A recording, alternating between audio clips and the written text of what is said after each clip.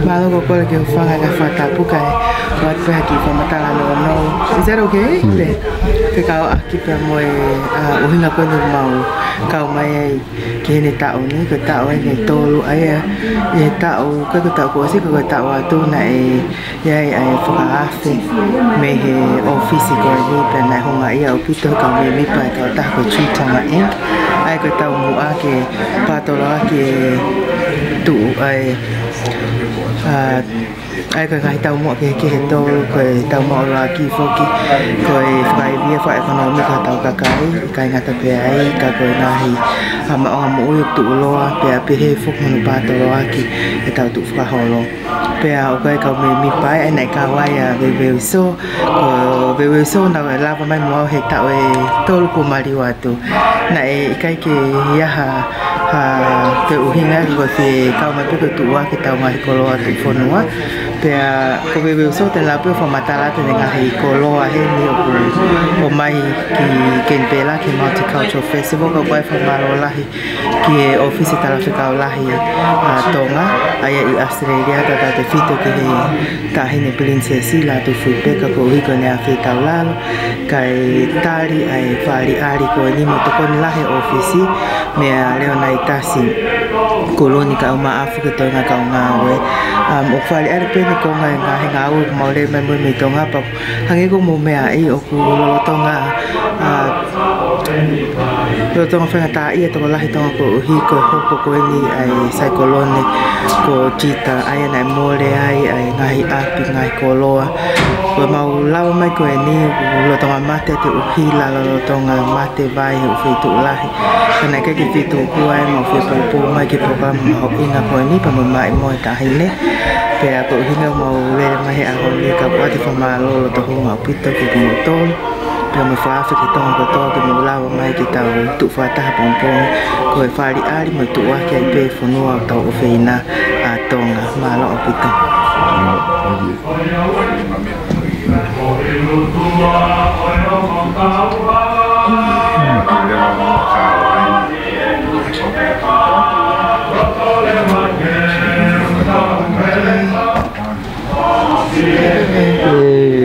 Famalo famali goni ke fagi famatal fi abi ngai nau goni fari ada te pili Paula ma goni ma unga ngau goni como tua que te forno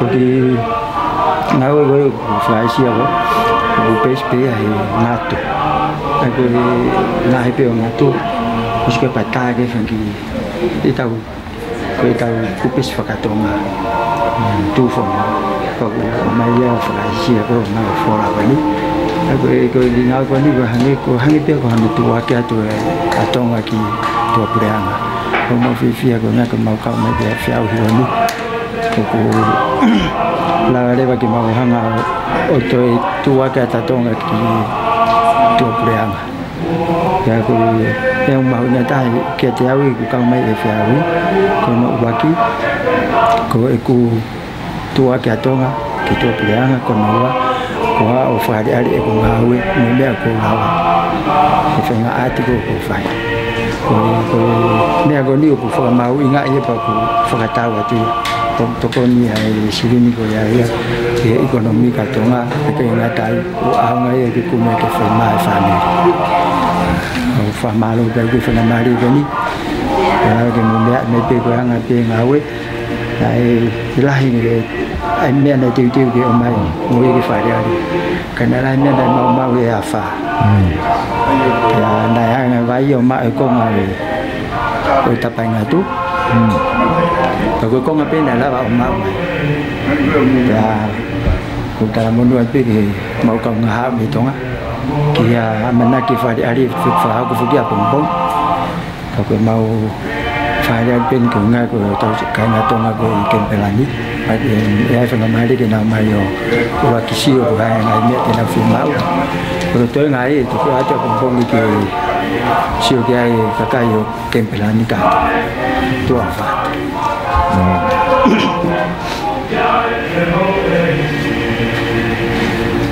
Oh, so these are the turquoise shells. They've made them as bracelets, and also the hair pieces. These are made by an artist called Siale Fa'uao. She's our member from Mava'o with her husband. They've got a shop in Niafu, and they make I've asked them to make different shaped necklaces.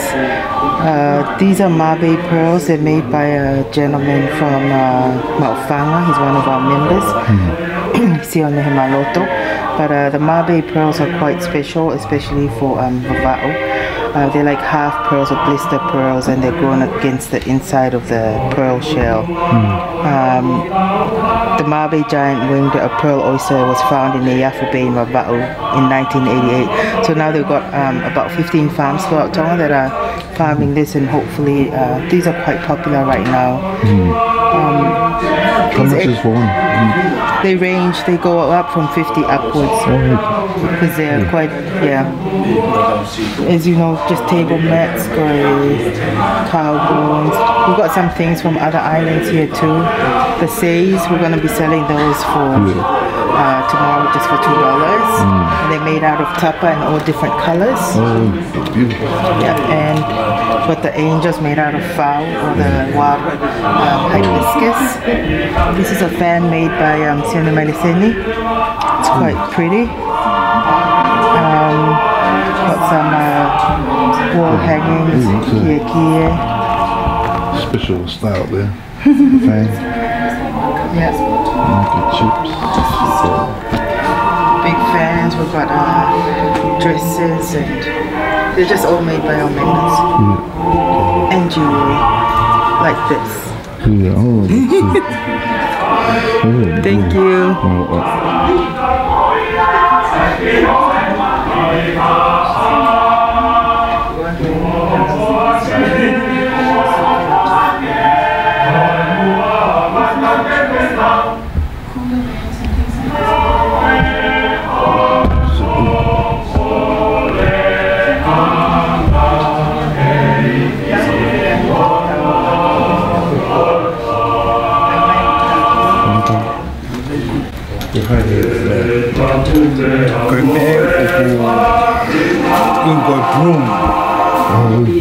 Koi tu nga kai na cita na fofra mai bi ka fini o kunga ya be ke plum ta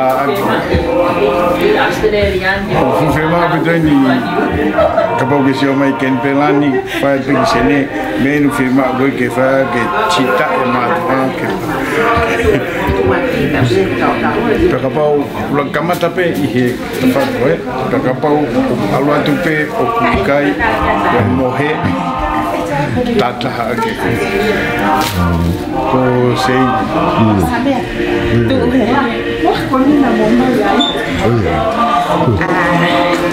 Fakata pa tu koe aluma o aho. Kai ata mo kimbawa. O kini matu aku malele mai ke whafonga e nga whanua a whawhine Tonga. Leo mo oku ma toko ua pe iheni, tako e ma whakawhafonga eni, ai loto i toko whitu mea. Toka nga i nga whanua a whawhine Tonga. Ka nga whanua a whawhine Tonga, koe tahai ai ha lisone ai la a ko unga whanua, winsa lote. Ma ai tu unga whine matua, ka kai ko ia o Tonga. Pea koe moto ai langa whanua, koe ngā ue loto tahape. O hangi ko ia koe moto ai Tonga kotoa, koe Tonga mo unga ki he loto. Neo mo e maa toko ua i kenpela i a koe ni, pa neo na ma whepaki mo e ha o natura. Ka nā matu o orele mai, ke whai ho ma whatongia koe tariko au, ke tahine princesi. Ke whai e whatongia o e langa whanua, talu mei mua koe teke, ai langi o tupo pe mohono whare. ko ia ko mai he ni ko ki koloa ko to pe na lava o ha o mai me he matangi na ama kuku o maha mo ya ko ni mo me ko to mai pe ni ko e to uma aki ke mahela ia no fa matala ko mo si o mai I ata muere ya ke ki koloa ko ni ko ngao hi e tunga fine mato a ko ni ai ko ngao hi pe me he ngato ngao hi me he niu pe mo e fau kai uma a ai fa ka lo hi mo fisi ai fe fine tonga I funga tutua o sia aki ai fau pe mo e fanakio fungani aki ai fo ipueki ko ia ko ma I he ni ko ki kai ko neo ma toko ka ko lo to ni o toko fitu me auto o kuma kuku mai ho wa ko ni ko ia kai nga to ngai lo to sene mo mi a mai pe ko ha ho mo ofa ko ha ho mo toko ni ke ki koloa te mafoki atu o vahe ke inasi ai e tu ma fine matua langa fonua fa fine tonga o ia mo mea ipe ko langa fonua fa fine tonga oi tahaya o kuni tata naki ali me mea o tatau a fa fine mo tangata I tonga ba ko ia ko ma fatongia ko tu wa ki pe na ngahi ni ma mea ka mo to ki mea mai pe o mi ha mo to koni kai ke malalawa e te mala ko ma ki fatongia pe ko tu wa ki atu ai ki ko lo atu pua mo tu wa ki atu a ho ta tu unga I tu unga fa ka fonua ko ia ko Amelia papa ha mea kala ni wal ko fa ia me he yang men ala fonua ko e tahaya fatongia ala fonua ko no ako I ai tamai ki to ko sinia ko o teu I ke na ma ai tangata tatato ko na ma ai loto fi nga we fakata o hange ko ia ko ha I akia ai ko ngaloto ai anga fa apa ai fe to kai aki ai loto tali nyangi ko me apea ko malele mai moya le vai malanga ka matatawat malo papa okay ai ha o no peti que to kata I ko papa ha me ke o te la vaya ni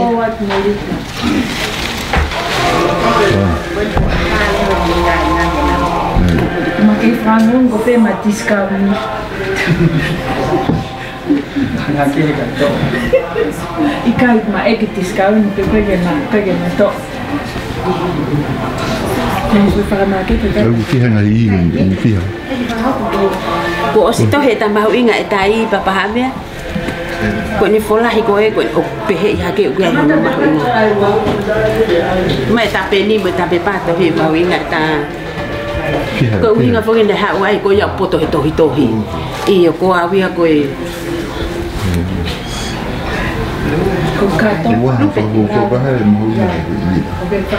lupe ko ha to te ave ta ba sen ko I to ka mo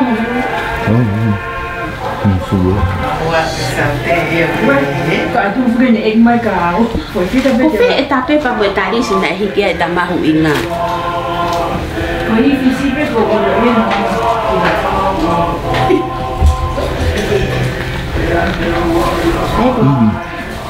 ko sa ata le mai ki kai na Canberra ko ni ko ata ke tai baba to sai fa ta via ma wa ma ave discount ko ta fa ko ki mama ko o kamata pe to la te au ki ta futo wat e kai nga kuin pien mo ken pela ko en ko ata e ye ki ka le ka ki fai mo ki fakata we tai min ko la vale le sala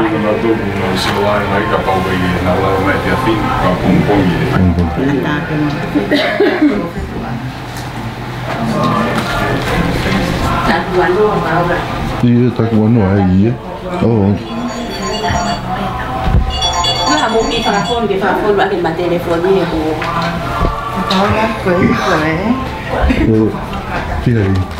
Ke time afu, ko I o fia ma'u, ko ni me Tonga, o stohi e Tonga pa nga penima. O lau whatawe pompong I he multicultural. Ko ia veo? Ka ai pia ko lau afu.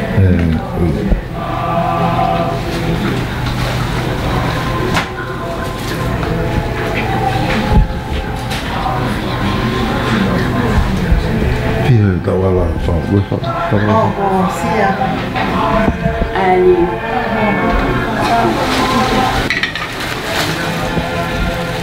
Koe tau wala ko koe whala wala kie. Aia o kupaanga ia wawhini mangi au. Tawala koe. Aia koe tawala koe ni iloto koe tawala ia koe sia whakaniua o paanga ia tolungi au. Koe whala koe I he tawhaki koe whala whihu tahanima ia o paanga ia walungi au.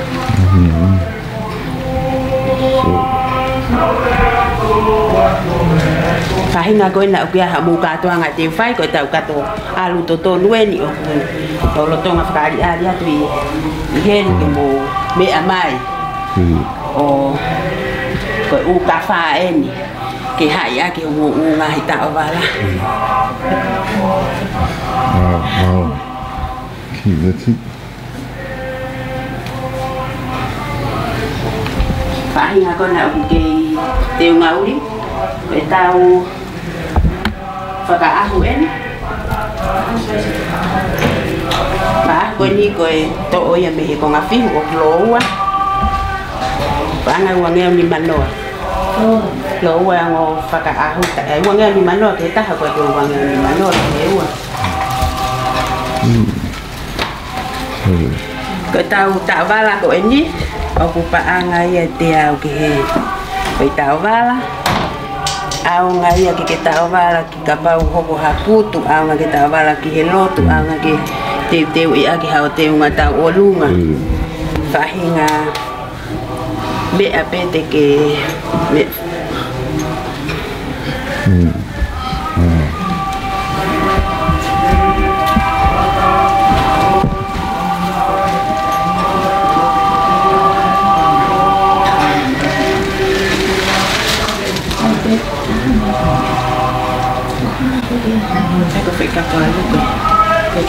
Ai koe tau kafa o kumau heni tau kafa lo hongo fulu kafa o fai ni manoa kafa ko o kumau mahalo whaahinga kafa kotoa I he anga koe ne kafa Kafa o pia au ngā pe he nono o pe au au ngā he nono o au ngā ki tahi au ngā ki uta whaahinga kafa koe o fai ai Pouono pe koe walu. O koe kafa ku kafa lufi, kafa ku te yake fungani pueki.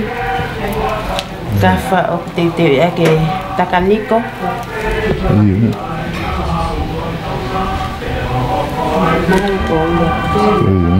Sa ke na o si me ama peki ai.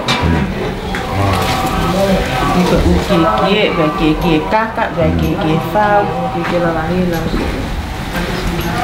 Ai ka fiha. Ai ko ni ki ngi isiniu. O mai ha whakafonu ma ke na ne hiki pe ia he ma prokomi. Well, forward mai message ki. Mai ka whaina.